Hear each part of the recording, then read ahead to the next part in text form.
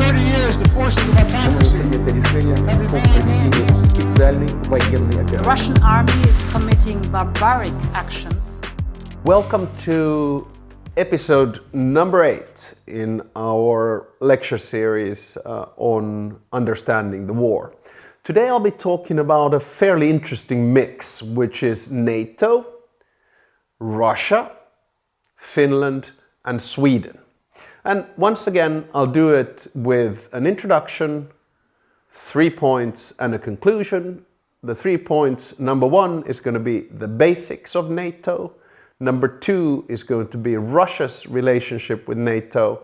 And number 3 is going to be NATO, Finland and Sweden. So here we go by way of introduction. It's interesting to see how much recognition and coverage the North Atlantic Treaty Organization has gotten during the past few weeks. And the reason for that is quite self-evident. It is that it was the security alliance that won the Cold War without firing a shot. And at the same time, it was actually the organization that Russia has used as a nemesis, enemy or pretext for its attack to Ukraine. So Russia has said that we have to protect Ukraine from an expansionist NATO, which is coming to our borders and poses a threat for us. So let's have a look at this NATO organization and what actually it's all about and what Russia thinks about it and what Finland and Sweden are going to do. So number 1, NATO itself. So we're talking about a military and political alliance which has a collective defense. It's basically written down and enshrined in Article 5, which basically says that if one of the members of NATO are attacked, it's an attack on the whole organization. NATO itself was founded in 1949. 12 member states joined NATO at the time, and it was there to basically guarantee the security of Europe. Obviously founded by the United States and then key allies at the time such as the United Kingdom and France. And interestingly enough, 3 Nordic states were among the founders, so Norway, Denmark and Iceland.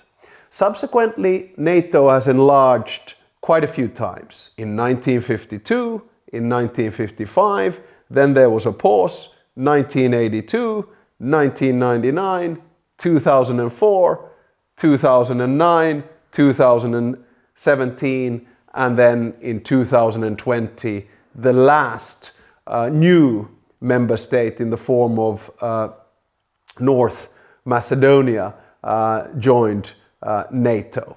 And NATO currently holds 30 member states. It's open to all European states who are willing to take on the tasks of the military political defense alliance. And you could say that NATO basically has gone through 3 phases in history, and I'm simplifying here a little bit. Phase number 1 was from 1949, when it was founded, to the collapse of the Soviet Union in 1991. So this was pretty much the Cold War period, when it functioned as a security guarantee and repellent against the Soviet Union and its nuclear arms, including, of course, the Warsaw Pact, which was a similar type of a military political alliance on the eastern side of the flank. The second phase of NATO was sort of post-Cold War, and I would say from 1991 to 2001. So this was a time when NATO was sort of doing a little bit of soul searching and thinking, okay, we won the Cold War, we didn't fire a shot, what's going to happen next? So a lot of the tasks then started to be linked to what could be called peacekeeping or crisis management. Later on, for instance, in Afghanistan, or KFOR in Kosovo during the 1990s. So these were peacekeeping missions where actually not only NATO members participated, but also countries outside of NATO, for instance, Finland being an example thereof. Then in 2001, which essentially is the only time that a NATO state has been attacked and Article 5 collective defense has been evoked, that was 9/11. Which basically made the organization understand that it should start looking more also at non-state actors as threats to not only the alliance but the member states of the alliance as such. And you could say that NATO was doing a lot of soul searching. Again, first it was the crisis management, then it was the fight against terrorism, and there wasn't a clear sort of link here. But then things started to happen as NATO moved closer to the border of Russia. I'll come back to Russia in a second, but the narrative was from Russia was that, hey, listen, you don't need to have NATO anymore, that the Cold War is over, whereas NATO was sort of more careful and said, well, we still see that there's an existential threat coming from Russia, so let's stick there. So for instance, I think strategically one of the most important enlargements of NATO happened in 2004 with the Baltic states joining NATO. And I would argue that a fourth phase in the life of NATO began in February 2022 when it came back with a new purpose. I'll get back to that in my conclusion. Now, my second point today is about NATO and Russia. So what's the thinking here?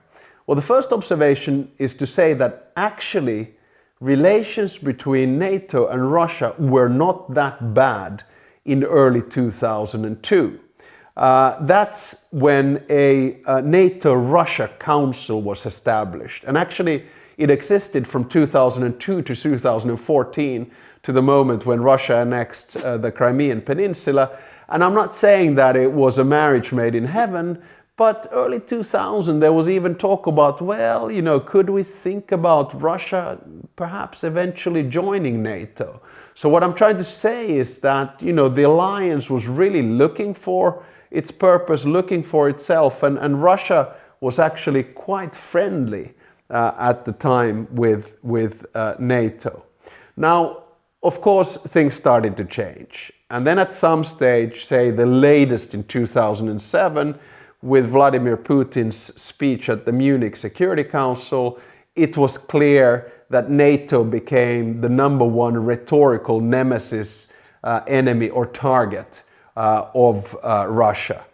So, it became pretty much, you could argue that it made the argument that the mere existence of NATO as an alliance was a problem, and using the language of Putin, a security threat to the existence of Russia. Now, obviously, Russia was a military power, still is. You can question its military capacity at the moment, but it still has, for instance, nuclear weapons. But NATO has always had superior military power. Why? Because it's been able to pool its sources and instruments with, obviously, the strongest backing coming from the United States. And it's also clear that if you look at two military entities, NATO on one hand and Russia on the other, the values are different. So essentially NATO is an organization of democratic states with a common value set. Now, point number 3 then is about Finland, Sweden and NATO. And obviously you've seen a lot of debate and discussion about this in the international media over the past few months. Now, let me be clear on this. I think the decision of Finland, certainly, but perhaps even Sweden, to join NATO was pretty much taken on the 24th of February 2022. That was basically the day that Putin and Russia attacked Ukraine. Now, Finland and Sweden, so the base case is that both of the countries will join, but the background is such that Finland and Sweden has had not that much of a different relationship to NATO, but a different concept and understanding of neutrality. You see, Finland, as we talked in one of our earlier lectures, was neutral because of necessity during the Cold War. It was never ideological, it was practical. Where Sweden was always ideologically neutral, stayed neutral during World War II, for instance, and also clearly during the Cold War, but also the post-Cold War period as such. So it's been easier for Finland to change tack. And what happened overnight in February was that the opinion polls on NATO membership in Finland changed. Used to be 50 against, 20 in favor. Right now, the latest opinion polls, early May, are roughly 65 to 70% in favor and roughly 10 to 15 against.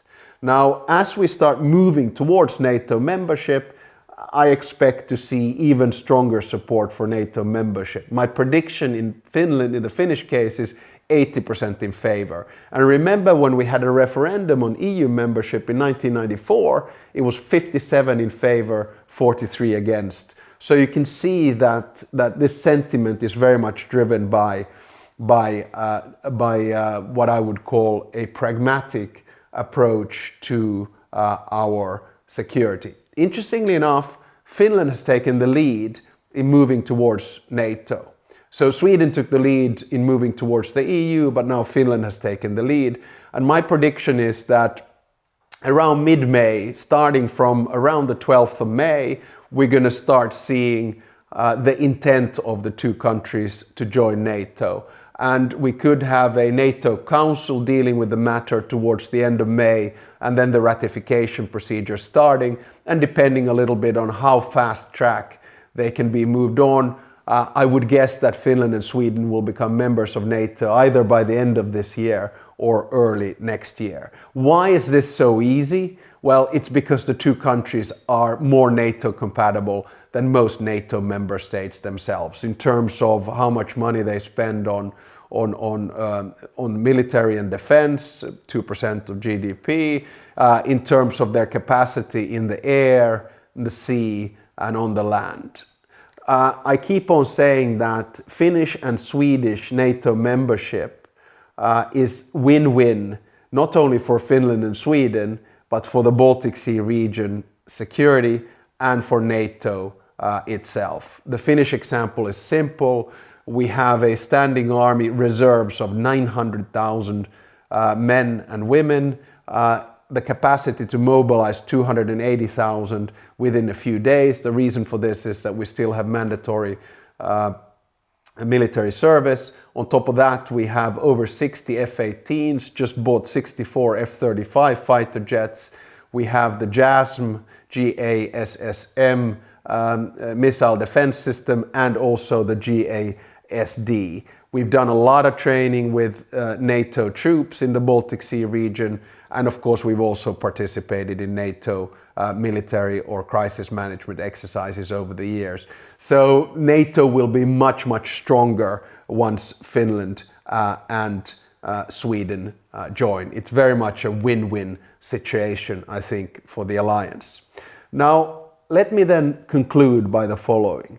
The interesting thing to observe here is that I don't think that Finland and Sweden would have joined NATO was it not for Putin's attack on Ukraine. So in that sense, I think Putin has mixed tactics with strategy. If and when his aim was to keep Finland and Sweden outside of NATO, I think he failed big time.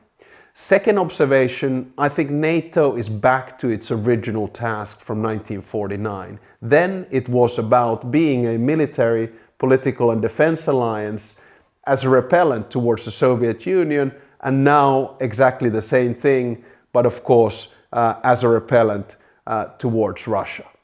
Having said all of this, I think it's very important for everyone to understand, and I'm sort of paraphrasing my president, Sauli Niinistö here, and he says that Finnish NATO membership is about improving security in Finland.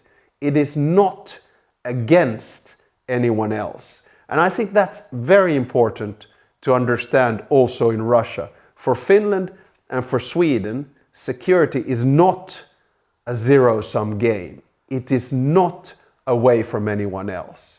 So we are witnessing historic times, and it'll be really interesting to see how the path towards NATO membership for Finland and Sweden will evolve. As I said, I predict that they will be members end of this year or early next year. Over the last 30 years, the forces of autocracy Принято решение о проведении специальной военной операции. The Russian army is committing barbaric actions.